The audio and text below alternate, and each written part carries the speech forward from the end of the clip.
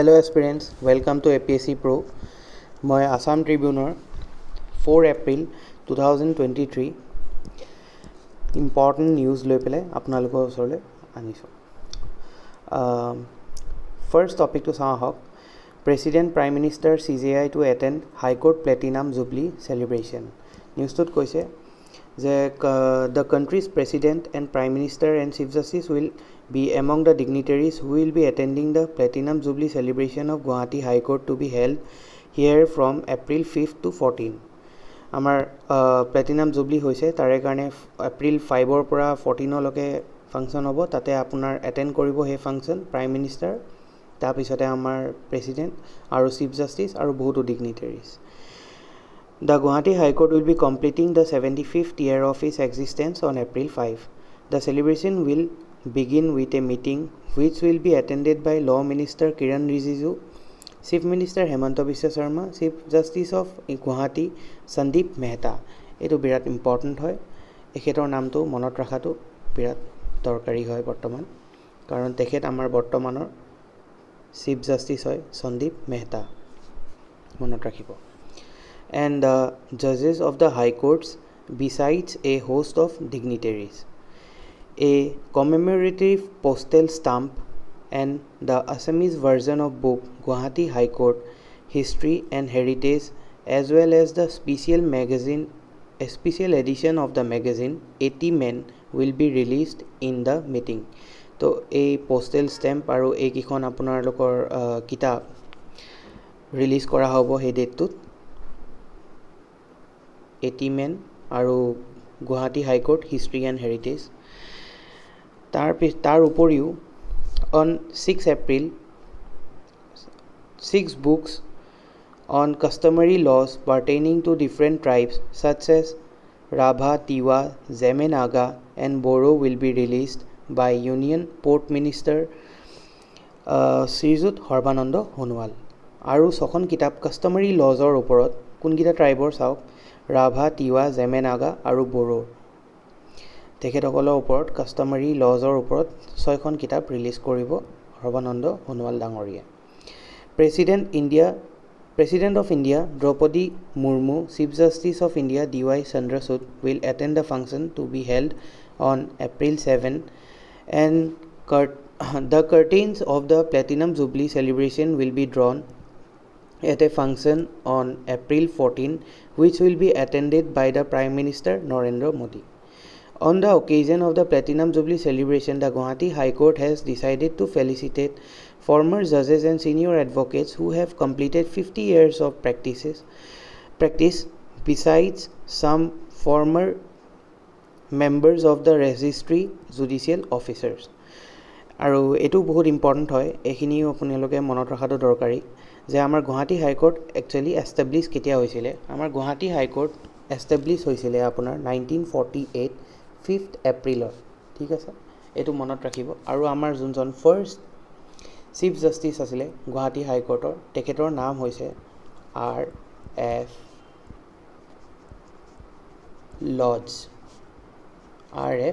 Lodge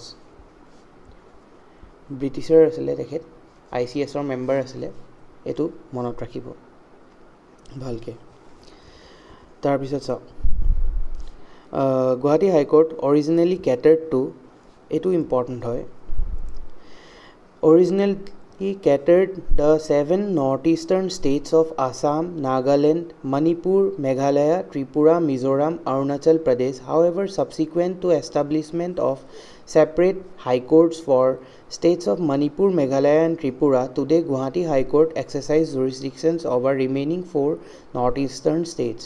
মানে ইয়াতে কৈছে আমাৰ গুৱাহাটী হাই কোৰ্টৰ আগতে আমাৰ গুটি কিখন নৰ্থ ইষ্টাৰ্ণ ষ্টেটছৰ ওপৰত গুৱাহাটী হাই কোৰ্টৰ অকলে জুৰিসডিকশনছ আছিল কিন্তু বৰ্তমান তিনিখন কোৰ্ট এষ্টাব্লিশ হৈ গল কোট মণিপুৰ মেঘালয়া আৰু ত্ৰিপুৰাত যেটো কাৰণে এই তিনি টুকুৰ জায়গাত গুৱাহাটী হাই কোৰ্টৰ জুৰিসডিকশন এতিয়া নাই আৰু বাকি যোনকিখন ৰিমেইনিং ষ্টেটছ আছে যেনেকৈ Nagaland Mizoram Arunachal Pradesh aru Assam to ei sarikhon stateot bortoman Guwahati High Courtor jurisdiction ase aru nai court Manipur Meghalaya aru Tripura karon hihotor nijor high court establish hoi gol এটো মনত ৰাখিব important হয় during the platinum jubilee celebration other events such as quiz competition a law lecture to be delivered by the former chief justice of india uu lalit আৰু cultural programs depicting the rich and heritage of northeast have also been organized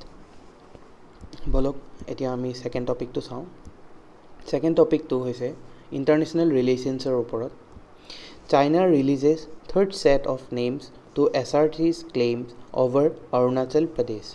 So China বৰ্তমান আকৌ এটো দিছিলে আগৰে 2017 তো আপোনাৰ চাইনাই নাম দিছিলে অৰুণাচলৰ বেলেগ বেলেগ এৰিয়াৰ বেলেগ বেলেগ আৰু হিহঁতৰ নিজৰ মতে নাম দিছিলে 2021 তো দিছিলে আকৌ এবাৰ দিছে তো চাওঁ হক নিউজটো আমি কি কৈছে ইয়াতে China has released a third set of names in Chinese, Tibetan and Pinyin characters for Arunachal Pradesh as part of its effort to re-emphasize its claim over Indian state. China's Ministry of Civil Affairs on Sunday released the standardized name of 11 places for Arunachal Pradesh, which it calls Jangnan, the southern part of the Tibet. In accordance with regulation on geographical names issued by the State Council China's cabinet. The official names of the 11 places were released on Sunday by ministry, which also gave precise coordinates including 2 land areas, 2 residential areas, 5 mountain peaks, 2 rivers and listed the category of the places names and their subordinate administrative district state-run Global Times report on Monday. This is the third batch of standardized geographical names for Arunachal Pradesh issued by China's Civil Affairs Ministry. The first batch of the standardized names of 6 places in Arunachal Pradesh was released in 2017 and second batch of 15 places were issued in 2021 তো চাইনাই আমাৰ কি কৰে নামবিলাক হিহঁতৰ মতে কিছুমান জায়গা অৰুণাচল প্ৰদেশৰ যেনেকৈ মাউণ্টেইন পিক বা ৰিভাৰ হিহঁতৰ হিচাপত বদলাই হিহঁতৰ নিজৰ নাম দি পেলাই হিহঁতৰ নিজৰ এৰিয়া দেখাবলৈ বিচাৰে যোনটো হিহঁতি বহুত তিনিবাৰ কৰিছে এনেকুৱা এটেম্প আৰু তিনিবাৰ মোষ্ট প্ৰবলি এবাৰো সেই একেই হ'ব হিহঁতৰ লগত একোটো নাপাব বিশেষ নাম বদলালেনো কিডাল হ'ব এতিয়া চাওঁ আগত কি লিখিছে India has previously dismissed the Chinese move of renaming some places in Arunachal Pradesh, asserting that the state has always been and will always be an integral part of India, and assigning invented names does not alter these facts. The Global Times, which is part of the ruling Communist Party's mouthpiece People's Daily group of publication quoted Chinese experts as saying that announcement of the name is legitimate move China's sovereign right to standardize the geographical names. The first set of name was announced by China in 2017 days after Dalai Lama's visit to Arunachal Pradesh. China was sharply critical of Tibetan spiritual leaders' visit. তো গম পালে first set of নামটো কেতিয়া দিছিলে যেতিয়া 2017ত Dalai লামাই visit কৰিছিলে আহক এতিয়া আমি থাৰ্ড টপিকটো চাওঁ থাৰ্ড টপিকটো হৈছে G20 ওপৰত 3-day G20 meeting on employment begins তো এমপ্লয়মেণ্টৰ ওপৰত 3 দিনৰ কাৰণে G20ৰ যোনখন মিটিং হ'ব সেইখন আৰম্ভ হৈ গ'ল তে নিউজটোত কি কৈছে আমি আহক The Union Minister of State for Labor and Employment Rameswar Teli has called upon the G20 countries to move deliberation for employment working groups 3 priority areas employment working group or ki hoy addressing global skill gaps gig and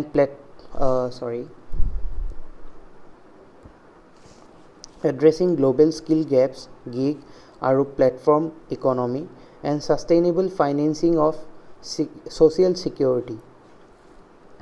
এইকেইটা হৈছে 3 প্ৰায়ৰিটিজ working group employment working গ্ৰুপৰ। তাৰপিছত চাওঁ কি কৈছে।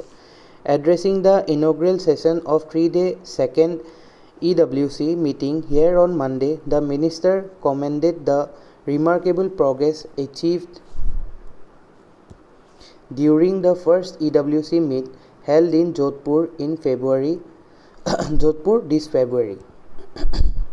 তো first EWC যোনখন meeting হৈছিলে এখন যোধপুৰত হৈছিলে ফেব্ৰুৱাৰীত।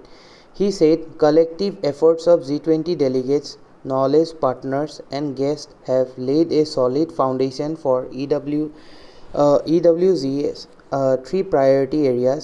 Input towards these priority areas has seen in the first meeting are testament to commitment towards building a better world for all. Delhi said deliberation will be taken forward by respective ministries in their countries post and formulation of the ministerial communique. He said communique is the key to define the future direction of the global economy through its eventual implementation in G20 nations. He said moving towards tangible outcome on the key priority areas need collective and constructive dialogues. He said G20 nations must carry this discussion with utmost care and responsibility. Globally, public policies need to be designed in a way so that it reaches the vulnerable and most disadvantaged and the poor first, so that they can be brought into the mainstream within reasonable time frames. বিশেষ বুজিবলগীয়াটো একো নাই ইয়াত। আই hope আপোনালোকে বুজি পাইছে। তাৰপিছত চাওক ইয়াতে কি লিখিছে। A compilation of essay by students on labor issues as a part of Jan Bhagidari in 2020 was also unveiled at the event. এই জন ভাগিদাৰীটো মনত ৰাখিব। জন ভাগিদাৰীটো একচুৱেলি উৰিষ্যাত আপোনাৰ যেতিয়া হেৰি হৈছিলে G20 মিটিং হৈছিলে তেতিয়া এই শব্দটো প্ৰাইম মিনিষ্টাৰে কৈছিলে জন ভাগিদাৰী কথাটো। The first day of the meeting comprised session of Sustainable Financing Working Group. First day আমাৰ মিটিঙত কি সেশন হৈছিলে তাৰে ওপৰত কোনটো গ্ৰুপ আছিলে সেইখিনি দিছে ইয়াতে। আপোনাৰ ফাৰ্ষ্টটো হৈছে sustainable finance working group, digital economy working group, education working group, তাৰপিছতে আপোনাৰ G20 এণ্টাৰপ্ৰিনাৰশ্বিপ ৰিচাৰ্চ চেণ্টাৰ আৰু the L20 and B20 chairs focused on different priority areas. এতিয়া L20 মানে কি? L20 মানে হৈছে আপোনাৰ লেবাৰ 20, ঠিক আছে। তাৰপিছত B20 মানে হৈছে আপোনাৰ বিজনেছ 20। এইকেইটা মনত ৰাখিব, L20 আৰু B20। The Sustainable Finance Working Group led the first presentation and EWC collaboration with G20 Finance track pertains to third key priority areas, that is sustainable finance of social security. The key issues dealt with the frame track include monitoring global economic risks, sustainable finance, financing for the future health emergencies, preparedness and response reforms for a more stable and resilient global financial architecture. The Digital Economy Working Group established in 2021 made the next presentation. There are various cross-cutting areas between two working groups and hence the EWC collaboration with DEWC. The Education Working Group gave the third presentation. The EDWC aims to strengthen the learning outcomes and equitable access through technologies, tools, digitalization, universal quality education and more. The key areas of deliberation in the education theme intersect with the first priority areas under India presidency of EWC, which is addressing global skill gaps. Around 74 delegates from over 19 G20 member countries, 7 guest countries, and 5 international organizations, International Labour Organization, Organization for Economic Cooperation and Development, International Social Security Association, World Bank, Asian Development Bank are present in the ongoing meeting. The fourth presentation was led by G20 Entrepreneurship Research Center. তো G20 এটা important topic হয়, এইটো আপোনালোকে ভালকৈ চাব। এতিয়া হওঁ আমি থাৰ্ড টপিকলৈ। থাৰ্ড টপিকটো ইণ্টাৰনেশ্যনেল ৰিলেশ্যনছৰ। ভূটান কিং বিংছ 2-day ইণ্ডিয়া ট্ৰিপ। আমাৰ ভূটান যোনজন ৰজা আছে, তো ভূটানৰ ৰজা, তেখেতৰ নাম হৈছে কিং জিগমে খেছাৰ নামগেল ৱাংচুক। তো এখেত আমাৰ 2 দিনৰ ভিজিটৰ কাৰণে ইণ্ডিয়ালৈ আহিছে আৰু এয়া দেখিছে ভূটানৰ ৰজা এখেত। আমাৰ জয়শংকৰ ডাঙৰীয়াই তেখেতক হেণ্ডশেক কৰি আছে। Bhutanese king Jigme Khesar Namgyal Wangsuk began his 2-day trip to India today with External Affairs Minister Jaishankar receiving him at the airport, reflecting the importance New Delhi has attached to the visit. Jigme Wangsuk visit will strengthen unique India-Bhutan partnership, Jaishankar. Bhutan king will hold talks with President Draupadi Murmu, Prime Minister Narendra Modi on Tuesday. In the evening, Jaishankar called on the visiting dignitary, deeply privileged to call on His Majesty the King of Bhutan today evening. His Majesty's vision for Bhutan's future for strengthening the unique partnership with India is deeply appreciated, External Affairs Minister tweeted. Soon after receiving kings at airport, Jaishankar said his visit will further strengthen and close an unique India-Bhutan partnership. Honored to welcome His Majesty King of Bhutan Jigme Khesar Namgyal Wangsuk on his arrival in India. His visit will further strengthen the close and unique India-Bhutan partnership, he said. The Ministry of External Affairs also welcomed the visiting dignitary. Warm welcome to India, Your Majesty. His Majesty the King of Bhutan Jigme Khesar Namgyal Wangsuk arrived in India short while ago. His Majesty was received by Dr. Jaishankar at the airport, MEA spokesperson Arindam Bagichi tweeted. Bhutan is a strategically important country for India, and the defense and security ties between the two sides have witnessed different explanation in last few years.